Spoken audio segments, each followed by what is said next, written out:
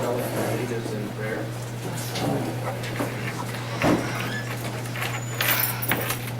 Thank you, Creator, for bringing us together tonight. We all come with a good heart and a good mind about what our plans for our lives, that our people will do well, our young people will find their way and all of our children will be safe. Help our minds tonight as we meet with our people that are here that will tell us about the gaming program. And that everything will work out for our lives, that we will always cherish our timber, our land, our water. Thank you, praise you, thank you. Amen.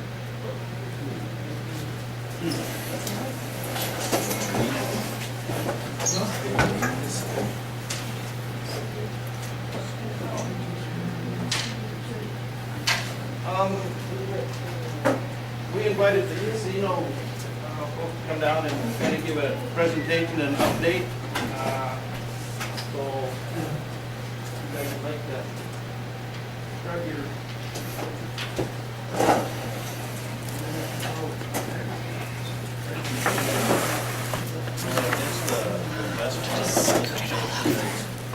If you look at the hillside, you'll see what we're doing up there. So the wood structure is our hotel.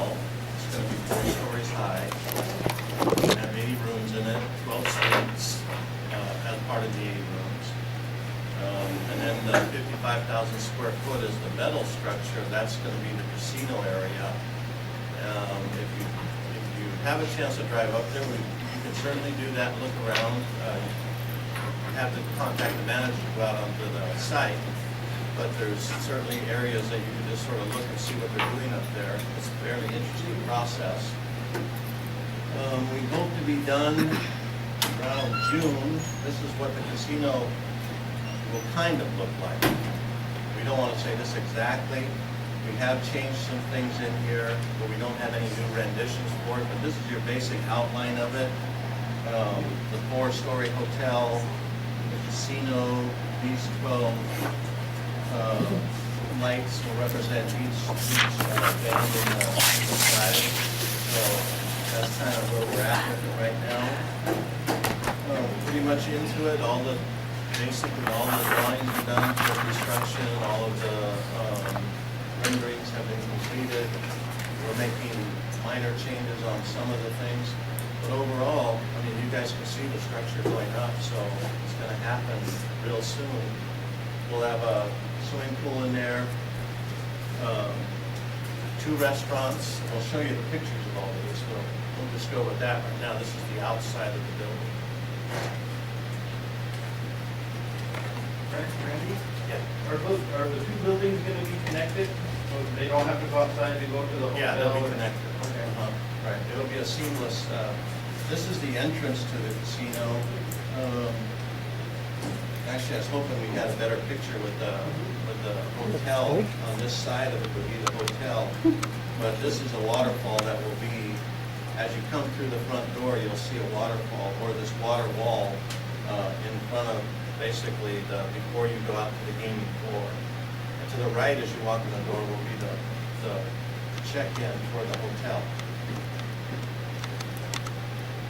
I would like to see you guys have your project manager come here and bring a project CPN so that we get our tribal membership familiar what the technology is it takes to build these things.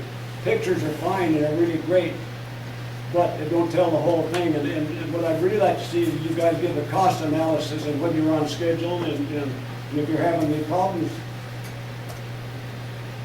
So next meeting we have, I'd like to see you bring a CPN. We can actually talk about that now. Pardon? We're prepared to talk about that now.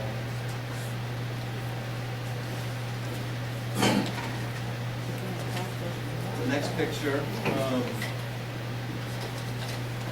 this is going out to the gaming floor.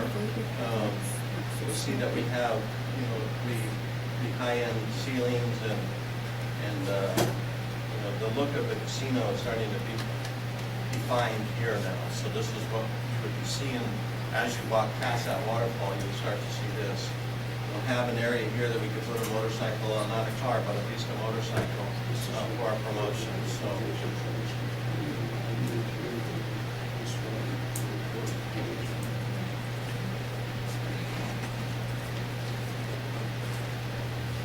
This picture is when you win all your money, you walk up to this area Josephine. and cash out. So this Win all your is, money. this is our cashier's cage, but what's important about these pictures is you kind of get an idea of the colorization that's going to go on in the casino. And so this is a cashier's cage with a nice looking back when you walk up to this. They're not normal cashier's cages, they're basically painted. This one has some character to it. It'll be front lit or back lit here on the front. So it's actually very nice cage. Question, are you gonna have those ticket changers to Yeah. cash out? Because those would be very helpful to make a hundred We have, We have one down in Mill Bay, or Okanagan right now, two down in Mill Bay. Yeah. Kiosk machine, and we're looking at probably putting one in Cooley next year. We have it in our budget. so we have those already in our casino. We'll probably have 2 or 3 in this. How many conference rooms are you gonna have Who there? designed your interior? Pardon me? Who designed your interior? RSP. A group called RSP out of Minnesota. They were the designers of the casino. Well, I know, And Woolmer and Associates was the lead architect on the, I know it's already designed and everything now, but I was hoping that somewhere in there you could make it more applied to our culture. You know, there's nothing there. It looks so commercial. It doesn't, you know. I just wish, you know, when you go to the casinos over on the coast, you see the beautiful totem poles, carved totem poles. You see their culture, you see the canoes, you see, you know, their way of life. That looks commercial. And I was hoping somehow you could tie in a little bit of our culture. we do have the culture aspect of it in the hotel side of it. Each room will have a picture of a tribal identified cultural event, whatever that is. And we actually thought we would come to the elders group to help us to pick those pictures. And so that's what we'll put them in nice frames and they'll be in every room. So that's kind of where we're going with it. First of all, I didn't catch your names. You identified yourself, I didn't catch it. And then secondly, is there changes or minor changes that you're talking about? Is that gonna cost more or less, or is that within your budget? Well, all changes are right now are budget saving events. So everything that we do now is trying to save a dollar. So, I mean, there's things, for example, the electricity to the casino, we have to pay $250,000 for a connection line that we didn't anticipate having to pay. Because there was already a connection line up there that they told us we would have. The public utilities told us it was ours to use. But when CIPB came online, they used up all of that electricity. And so what we have to do now is pay for another line to come up there. That costs us $250,000 that we didn't anticipate having to pay because we already had electricity that got basically taken from us to power up CIPB. And so those kind of costs happen in these types of projects. So that increases our budget, so now we got to try to find ways to decrease our budget. So that's how we do the project. That's how it works. So now we look for areas where we can start to save money so that we don't go over budget on the project. And so that's what we do all the time, basically. So that plywood company has gotten our power source for their use. Where are they from? wherever they're from. They got our power source, so we have to go spend $250,000 to replace that power source that we were supposed to have to begin with. That pretty much sums it up. Well, what's up with that? Make them buy it for us. Well, they've already got the power. Pre-planning, you should have done a pre-construction planning meeting, That's great. and it wasn't done. That's what happened over the administrative building too, when I went over and asked that superintendent over there. What you guys agreed to in your pre-construction, so I'm asking you, you guys didn't do that either, did you? That's not accurate at all. We Well, had- I'm not saying, I'm asking you if you did. No, we did not. All right. I mean, we did, I'm sorry. We did have several pre-planning. And I assumed you did because you've been manager a long time. Right, and we actually met with public utilities 5 times before the construction started. And then after it started, we met with them, and every day up to the day they told us, we don't have it. We thought we had it. And they told us we had it. And then when they went on their second shift, that drained the rest of the power off of that line. And so that ended our ability to use that line now for our power. And that's how it all came about. Well, I feel that planning over there at West, we don't let you guys down and let anybody else who are doing any future thing, they better get on the ball because we have that information available. Yeah, I mean, it was a surprise to us, I'll admit that, and it was only a surprise because we always knew we had it until we didn't have it. And they didn't even tell us we didn't have it. Actually, Bush Stanger called a meeting with them, and this meeting, they said, oh, by the way, you guys don't have that power anymore, there's no power available for you. And we kind of looked at each other like, what happened to it? And then they explained how CIPPs are used. That's a major thing too. Yeah, it is. About $250,000 major, so. Those things do happen on projects, we understand that. You know, we don't like it, but it is what it is. We can't correct it. The only way we can correct it is get our power to us. The only thing good about it is a dedicated line for the casino. It'll never happen again, will it? Well, I can't say that. Just call it, somebody else is over there somewhere, yeah. Well, I hope we'll get it corrected. The other, this is one of the lounges in the casino. There'll be 2 of them. This is the lounge that if you were looking on the gaming floor, you would see this lounge right here. This is these up here, they don't count yet. Certainly, this is what it'll look like.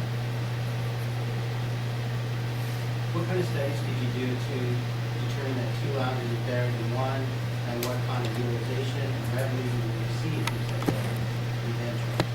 Well, we've done several market studies. I don't think any market study told us 1 lounge or 2 lounges, but we do know that there's accessibility here. In the nightclub is separate and sort of in its own little room, and so it's not as accessible to the floor as this one is, and so that's why you do it. One is basically a nightclub. This one is more of a lounge for the casino.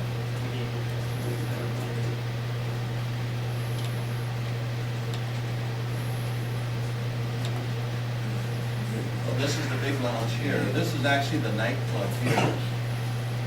So there'll be a nightclub in there with a stage band. If you've been down to Mill Bay, it's sort of similar to that, much bigger than that though. And you know, and this will service our restaurant, which is on the other side of this. This will service the Asian restaurant, which is on the right side of it. And so that's how that all kind of melds together. I guess if you could think of it this way, when we're having nightclub activities like on Friday or Saturday night, it's pretty busy in there.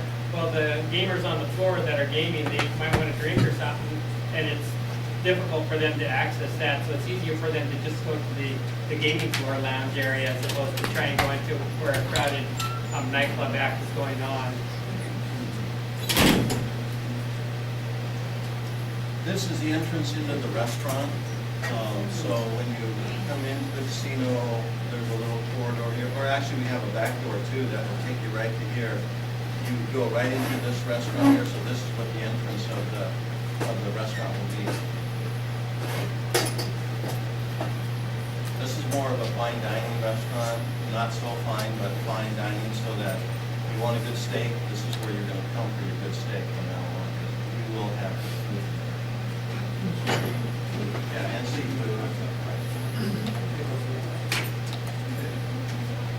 part of the fine dining, except it's a separate room. This is a room that'll hold about 20 people. Yeah. 20 people in it for like a private dinner, like if you had a small wedding and you wanted to bring them to a private area.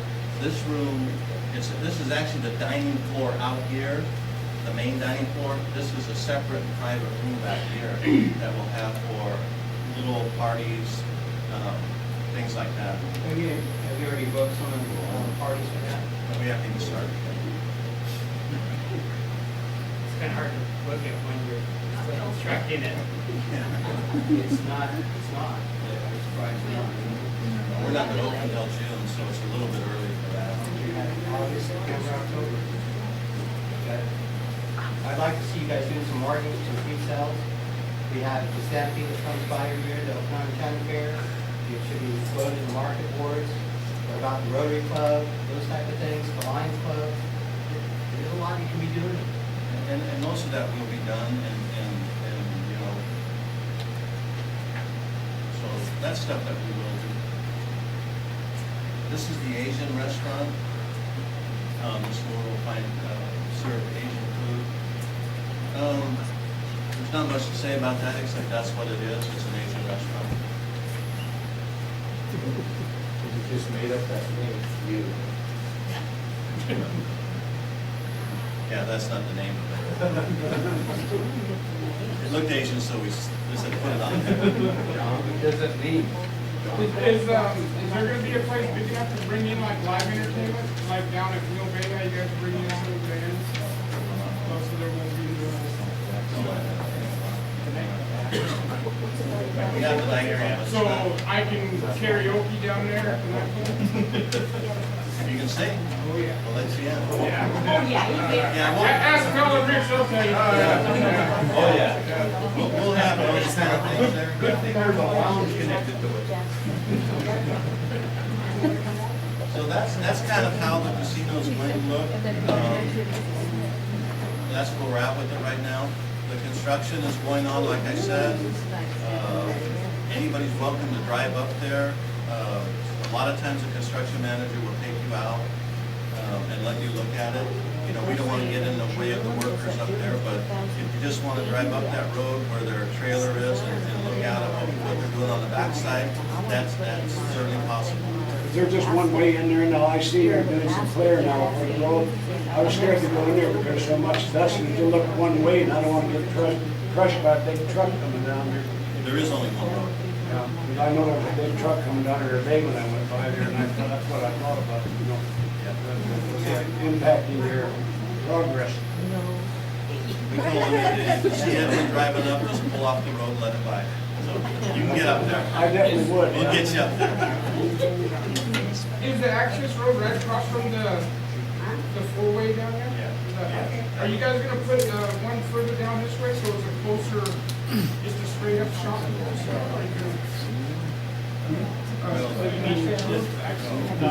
It would come off the Highway 97. Yeah, well, that's what I mean, Highway 97, it's right at the four-way right now, right?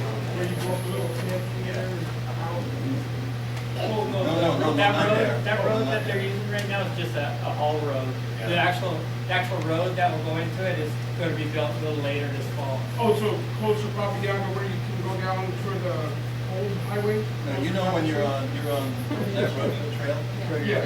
You know when you're going towards Omak Casino? There's that first turn up that goes up the hill, right? That's what you're talking about? Yeah. And then straight across the street, that's the highway. I mean, that's where the casino enters, right there. Okay? And there'll be a road. And right now, we've got a road that goes to the left of that. It's sort of a haul road, just for the big trucks.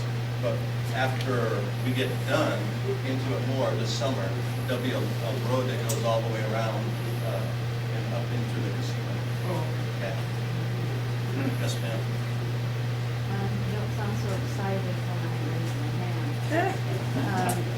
You said that the estimated opening date's gonna be June of 2015 then? Yeah. Okay, because we have our, NAVA basket gathering in October, in a couple months, or a month next, about a month. And if it's gonna be done in June for next October, I wanna put in a bid to hold it on this side of the mountain. And we usually gather like 500, weavers, to come to 1,000 for the conference. And they usually book from 30, to 40 rooms. So are we gonna have a conference room big enough to hold? We will not. We will not have it. The most our conference room will hold is about 100 people. And that's probably screwed. That sucks. You know, that's But really, it is Can't we use the theater thing down there then? Nightclub. You mean a nightclub? Yeah. That wouldn't even be close to what we might have.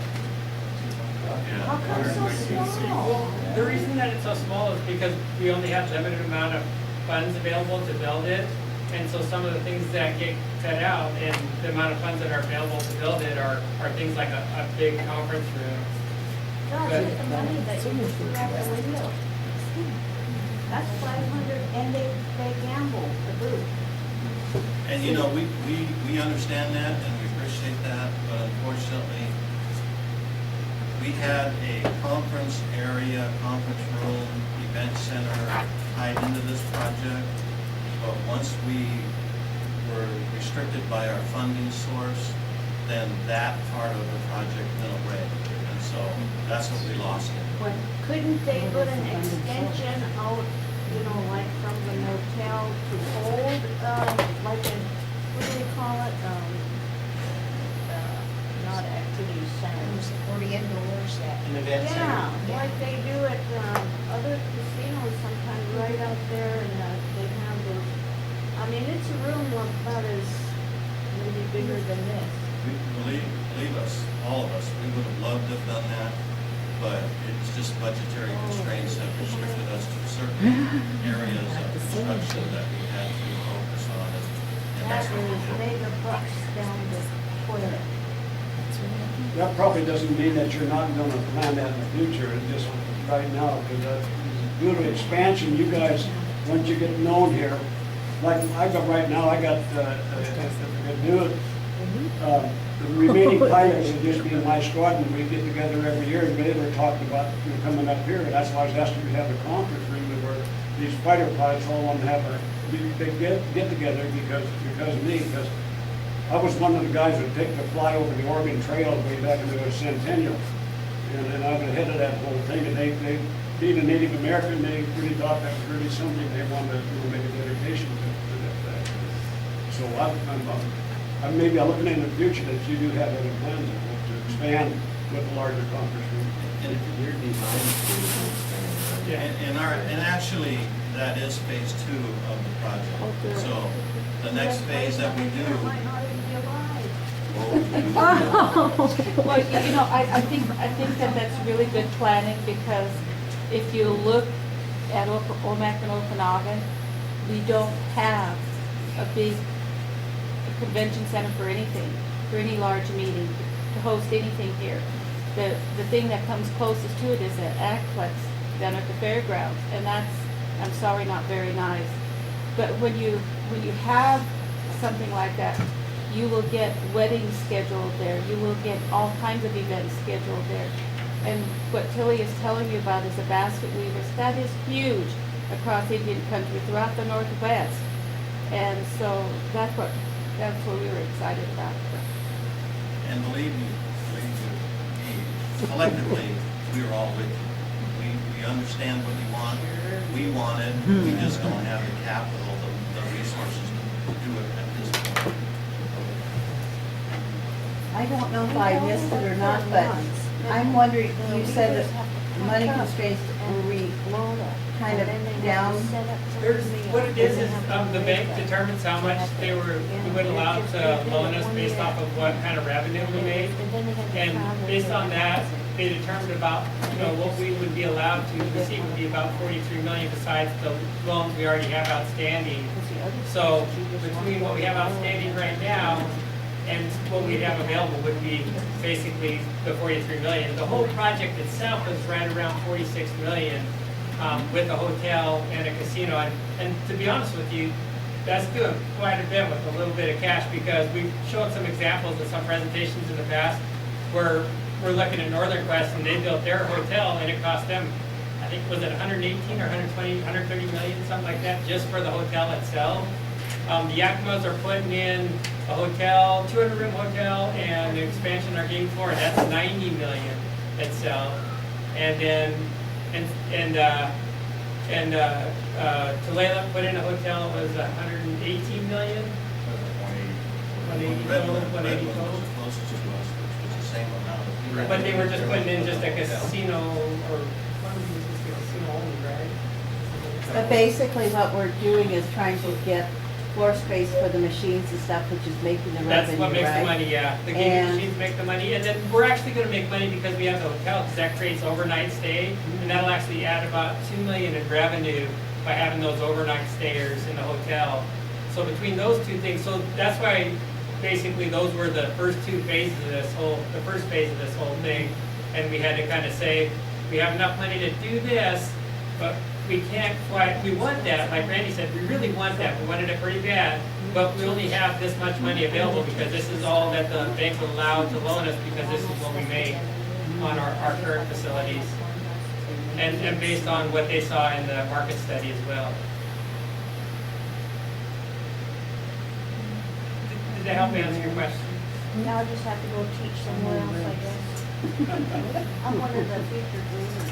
So, and I apologize, my name's William Smith, I work in the finance department for the casino. My name's Carl Jackson, I'm project manager for the Williams, I'm Jessica Lowe. Brian Miller, casino manager. What are your positions, you two? Casino manager, Okanagan. And then I'm the marketing manager. There was a question. I was wondering about, what's your, median to non-union ratio for employees at the job site? Oh, at the job site? From the reports, we don't control that, but from the reports that we get every week, because we have, or every 2 weeks, we have bi-weekly meetings, it was 74% tribal membership employed up there. Pretty consistent Even though you stay through the there? project, yeah. So they've been up to 80, I think 80% they told us this past week. And then, but generally it's right around 70 to, I'd say 76%. It's been pretty consistent, that's what they told us. You guys hear any complaints from the supervisors up there, or anything from the company, complaints from the employees at all? No, they actually said they're working out really well and everybody's working real hard, yeah. Yeah, could I ask a question? I forgot what I was gonna ask. No, then you can't ask. You had a question? I always have questions. You get one. Only Go. one? Yeah, because Edwin's waiting. Well, if Edwin figures his out, I have 5 or 6 I more. remember now. Thanks, Mel. Go ahead. Oh, yeah, is the contractor a union contractor or? I think they're using the tribe's wage rate that was developed between Carroll and the tribe and adopted by the tribe, I think, before this project started. Well, that's the question I've had. Some of the craftsmen called her on the project. They have called me and want me to know, and I haven't even been down and looked at the project yet. So I was wondering, somebody asked if there's any complaints up there. Well, the complaint has been somebody out there believes that they're not getting the wage they should be per craftsman for their craft. And so I couldn't answer him, okay? Well, the answer really is whatever was approved for the wage rate between Carroll and the tribe, they established the wage rate, and that's what And they're that's what called. been at your reconstruction. That's correct.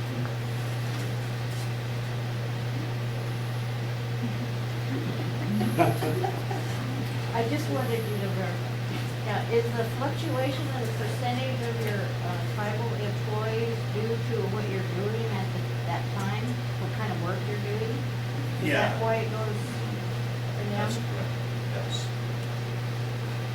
Each trades company, actually a good report that we got was, one company came in, they didn't have any tribal members at all, and the manager wouldn't let them start their work. The guys who built the wall out there, if you go out there, you'll see a nice wall that was built rock wall, and they didn't have any tribal members on their crew, so the construction manager wouldn't let them start until they contacted Terrell and got tribal members on their crew.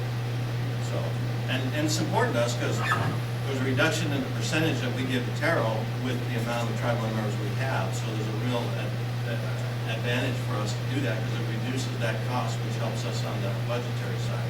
Plus, you don't get impacts in your schedule, which costs a lot of money. Every time you get an impact in your construction schedule, you get behind in time as money. So That's exactly right. My question is, do you have any local tribal members that receive the reports that you're saying you meet every 2 weeks to help oversee that and maybe give that information out so that we don't have to wait and ask our council members to ask you to be here? So that there's more freedom of information and what's currently going on? Yeah, I mean, I don't think it's a secret. I just, we give it to Terrell. Terrell. Terrell's the one who Terrell certifies actually that. there. And so, they're the ones who do the hiring, basically. They send us the people to hire, and basically that's who gets hired. And so they, in collaboration with the construction company, certify this report, and so they have all that information. That wasn't the question I was asking. We have That wasn't two, the question I was asking. I'm not sure what you're I'm asking. telling you that Larry and George puts out that report, I haven't seen it. but he's the one that puts it out. It's not- And it's not about the terror, it's about the overall construction and management. Yeah, we don't really deal with that, to be honest with you. We don't have any reports from them. We just go up there and get a report from them that It's not about says. it's about the overall quality of construction, making these decisions. We didn't know, we were surprised. We had no pre-plan in regards to contingencies or anything like that. We were discussing as some of our elders had wanted about our culture, and how it's really being put together, because it's a community project. And I haven't heard you involve the community in regards to your project, even though once it's all built and said and done, it's going to be a community project. It's about us as tribal members, it's about us as a tribe, making it successful. And there are decisions being made on your level that right now I really question. I really question some of your management decisions. That's what I'm saying. You assure me that you're doing the right thing about the building of this project, which involves the community, tribal membership, and the economy in this area. Because this is a big project, whether you see it as that or not. It's not only just for us, tribe, but it's, throughout India. I don't think any of us have minimized this project at all. And we've been developing it for 5 years now, so we've been to several of these meetings here. We've been to some tribal meetings in other communities, explaining the project and basically getting input from people.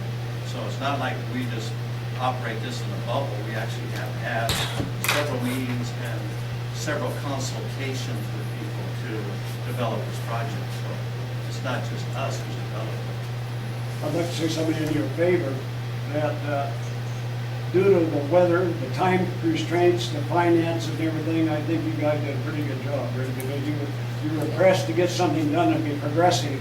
So you had to have a start date. Once you got that start date, that established your planning and how it's what the outcome would be. So I'm pretty impressed with what you guys done, really. I did come to criticize, let me say.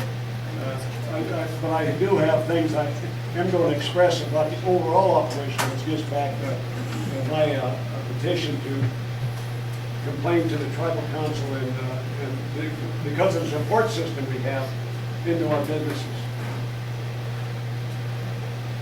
But I do think you guys did really good.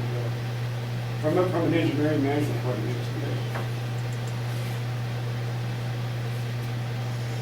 Any other questions?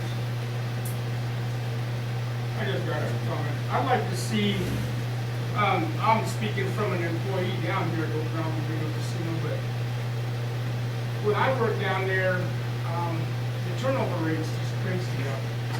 I think it all casinos. I know it is at Oak Mountain. And a lot of the turnover rate I've seen is from the employees being treated shitty, putting it lightly, from other employees. We have surveillance writing employees up for having their knee leaning up against a chair. I mean, they make a harsh work environment down there. So you got the employees walking around in a crappy mood. That snowballs down to the patrons there. And then you start hearing patrons talking about how rude they're being treated. I'd like to see that the employees go to some training or something and get quality people in there instead of these people coming in, bringing their personal problems, taking it out on other employees. You know, even the managers treat the employees like crap. I was in maintenance and security. And they just make it a harsh work environment for employees down there. I'd like to see change in that part. Well, I can only say that we work real hard to try to have good relationships in our casinos. You know, people bring problems to work. It's not really, you know, just a simple answer, but certainly us as managers, it's our job to try to make it a better work environment, and that's what we strive to do. You know, in terms of things like surveillance, we don't have any say on what surveillance does or doesn't do. We don't manage that group. And so, you know, there is always sort of that friction between sort of that entity and our entity, whether it's right or wrong. And I don't think anybody's really at fault, it just happens. So, you know, we have to work at those things and develop that relationship better maybe. And we do strive for that. I mean, Brian's the manager down there. He's bringing customer service to the employees. He's teaching them how to communicate better with each other. Those things are happening. It's just sort of a time process. And it's a continual process that we have to work on continually because it never does go away. Yeah, and I think, you know, if you just had that, I think the turnover rate would go down. Because like I said, it's coming from not managers at your guys' level, but, you know, the managers of the departments. That's where I see a lot of it, you know, it just rolls out, and that just makes the employees mad, and, you know, so I think if you start at that level right there, and, you know, get these people working together, and, you know, it'd make for a lot simpler. I have noticed something recently that the employees are not congregating in one little corner, gossiping and telling all their sad stories all the time and all this stuff. So basically, it is improving. It's a slow process, but they are finally learning that their job is to take care of the customers. I'd like to make a statement on that. When I was on the board of With a directors. smile, yes. When I was on the board of directors, I went down and took a walkthrough like managers should do every once in a while at that level. And what I found out was there's personality conflicts that shouldn't be in there. Each one of those people, when you go to work, should treat each other based on your professional background and then not bring your politics into that realm, because all it does is it creates an atmosphere that's not going to be good for production.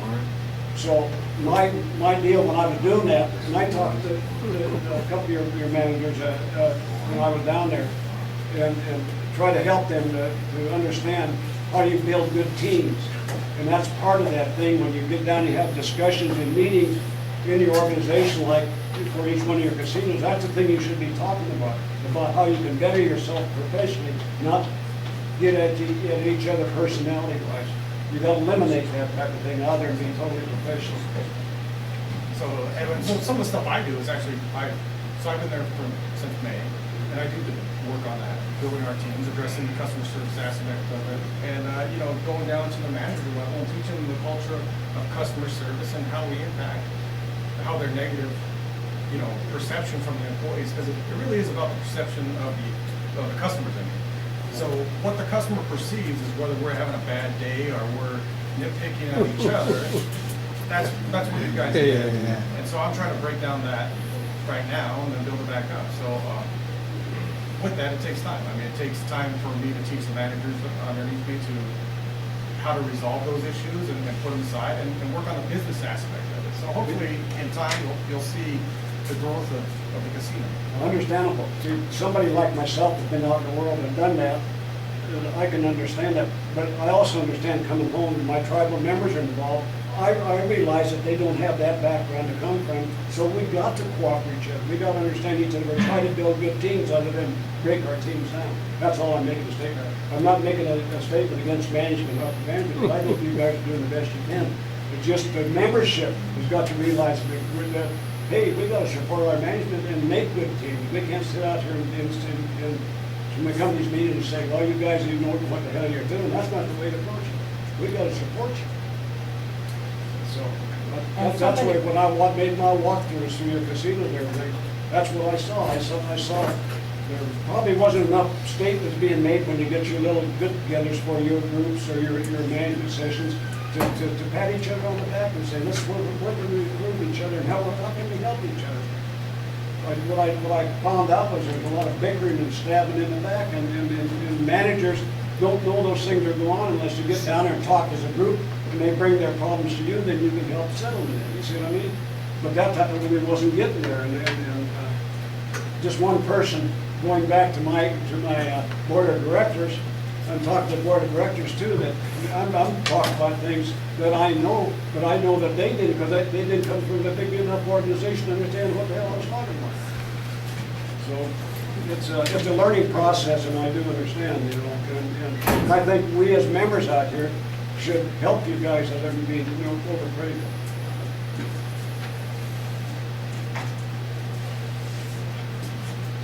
Why are they firing more Indians and hiring more Mexicans? I got fired there 2 years ago. I mean, why is that? So Okanagan has probably a 90 to 95%. I'm not talking about Okanagan, I'm talking about Mill Bay. Mill Bay. And I heard one of you brothers fired me. I have no idea. I know that Mill Bay in particular probably has about 36% travel members, and the distance, the commute, and I myself commuted for years to Mill Bay. There's a lot of wear and tear. There's a lot of, you know, distance and time that you get taken away from your family to get a job and get gainful employment. So the local community in Manson and Chelan happen to be Hispanic, and so hence they're looking for jobs. But I can tell you anytime, if you find any qualified travel member who wants to work, and there's an opening at Mill Bay, you have an opportunity, right? It's the distance and the commute that is really. That's not what I seen when I was working there. I mean, you figure probably half the employees down there are Mexicans or others. I'm not prejudiced against it, but a lot of them guys, they do drugs too. And I've told that to my supervisor before. The community of Manson is, I'm not saying predominantly, but there's a high population of Hispanic people within Manson. Even the councilmen back then, they talked about it, and you know, why is there more Mexicans on days and all the Indians are on nights or something? I think the biggest issue for that, you know, when you gotta talk about commuting, you know, the guys that drive down there, you know, they don't get paid enough. You know, that's the biggest issue. You know, you can make it $9-10 an hour, or just buying gas and food. It's a tough deal, and I did it myself, I agree. Well, one of the problems, and I was on the board for a while too, one of the problems that I saw was, particularly at Mill Bay, because of the distance, and we had really high turnover. We had a lot of Hispanics, and we couldn't get Indians to apply for the maintenance jobs, cleaning the toilets, washing the dishes, doing those kinds of jobs. They just didn't apply. And so what I saw was they'd hire a Hispanic on an emergency hire that could be, what, 60 days, 90 days, something like that, while they re-advertised, and it was a constant turnover of that, and that cost money. And I don't know if it was, I don't think it was ever resolved, but that was one of the issues, one of the problems that I saw. You know, the casino's been here for 20 years.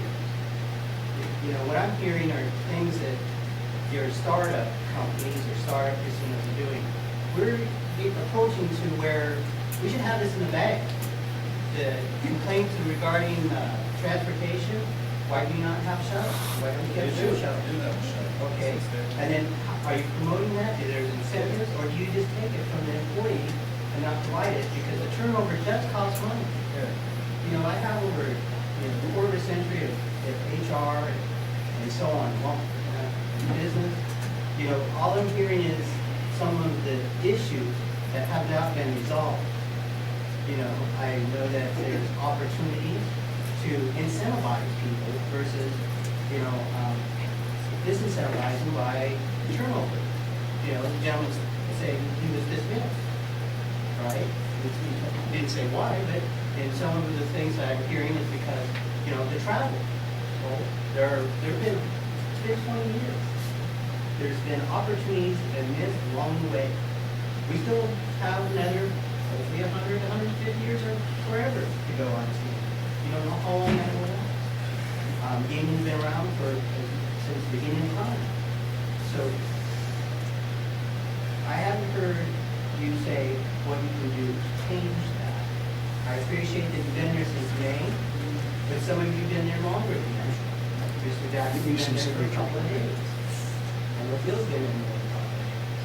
So, you know, instead of saying, well, it's, you know, we're not able to do that, what can you do? What will you do? How are you going to help these individuals? You know, are you really promoting things like employee assistance programs? Are you really working for the overall social aspect? Again, coming from 25 years of human resources, seeing quite a bit, over thousands and thousands of employees, there's ways to manage that. We had issues way back when I worked for the mill about it. We had 115% turnover. Rich remembers that. What did we do? Work as a management team. We reduced it in 3 years from 115% to less than 10%. Unheard of. In an industry that was seeing 20 to 25% turnover regularly. We worked together as a team. We were able to do that within 3 years. You've had 20. Well, I can answer that question. Number one is we always plan. When you talk about we don't do anything, because that's what you're making it sound like, we don't think about it, we always think about it. We've increased the employment ratio down in Mill Bay significantly. We run a bus program that costs us over $300,000 a year to run. That's an expense to the tribe because this is the tribe money. So we do these sort of things. We have HRs in every facility so that we can start to generate better relationships with our employees. So all of these things are done. We plan every day. We do all of these things. To say that we don't is because you're not in our system, so you don't understand what we do. I understand that. But we do those things. You're taking for granted that I don't understand it. I didn't say that. You just implied it. You're making an inference of what I'm saying. I can do the same in return. What I'm saying is, you say it's a cost, but what benefit does that really bring? It provides employment. To And how people much who live dollars there. does that bring to the local community, to the individuals, and to the family? See, you took an attack per se and brought it and say, oh, this is a cost, it's an expense, it's a negative versus a positive. We are providing jobs, we're providing avenues, and we are helping the economy. None of those words come from you. Within a very negative tone, almost offensive. One thing I found about coming home here, and dealing with employment, is that if you can talk to any tribal member, and he's had to retrain so many times in different things, and guess what? The rest of the world is gonna catch up with us on this because they're getting in the same situation. And you have to constantly train, but you also have to have members that don't want to stay in those fields and stay there for a long damn time, when they're jumping from one profession to the other. And that's been a bit of a negative thing on us, Mel. You know that going back a long time. And jumping from one type of profession to the other don't help because you're constantly training, and that gets back into the overhead again. You know, it's a negative to the overhead. And that's the way it is in most casinos that I know of. And I'm into gaming. And I travel around to the different tribes and Washington State Gaming Association meetings. And that's the way it is in the gaming world. The gaming world don't pay that much. And so people come in for a job and they get offered a better job, they're gonna move. I mean, we got tribal members that have moved all the way over to Quinault. We got them in at Tulalip. We got them every place at their casinos, moving, trying to find better work. Really, in the casino world, they don't get paid all that much. And so people have to get jobs where they rely on tips if they're gonna stay in casinos. It's not like working out construction where you get a, you know, a wage that is survivable. So you almost have to have two people in your family working in a casino to have a fairly comfortable life in that world.